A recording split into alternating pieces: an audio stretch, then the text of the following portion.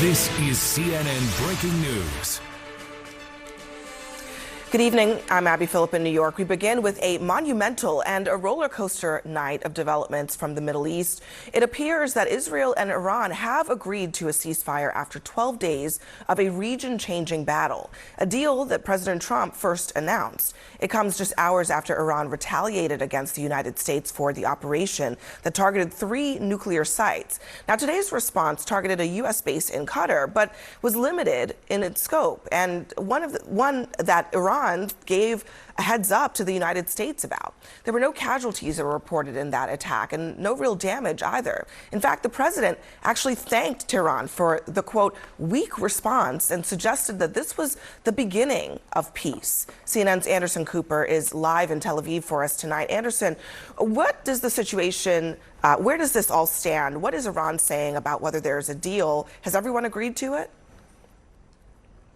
Yeah, so Abby, I mean, according to President Trump's social media post, the clock on this ceasefire is supposed to start in about 2 hours. Now, it remains to be seen exactly how that plays out, but it is a remarkable turn of events, as you mentioned, given what we have witnessed during just the last 12 hours here in the region. Iran's retaliation strike on the largest U.S. military base in the Middle East, in Qatar, was limited, to say the least. And according to the reporting, actually telegraphed in advance to authorities in Qatar, whom they have good relationships with, and therefore also to the U.S. as well. Now, Iran publicly announced that the number of missiles they fired toward the U.S. base was the same as the number of bombs dropped on 2 of Iran's nuclear sites by the United States. So the Iranian regime portrayed the strike to its own people as a strong response.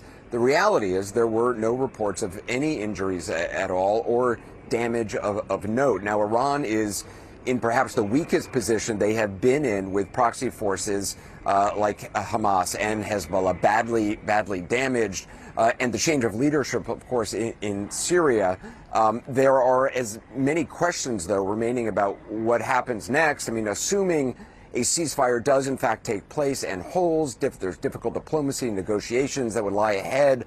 But with dawn about to break here, or just starting to break here in Tel Aviv, this day could have begun in any number of ways. But at least today, this morning, in Israel, in Iran, and the region itself, there is a chance that no missiles, no bombs, and no armed drones could be fired today. And that is certainly good news, Abby. Yeah, it's good news, and it's extraordinary given the high stakes of the situation that we're in. Anderson, thank you very much. Stay safe out there, and we'll stay close with you throughout this story. Back here in the studio, President Trump is hardly the first president to talk the talk when it comes to Iran. But was he the only one to walk the walk?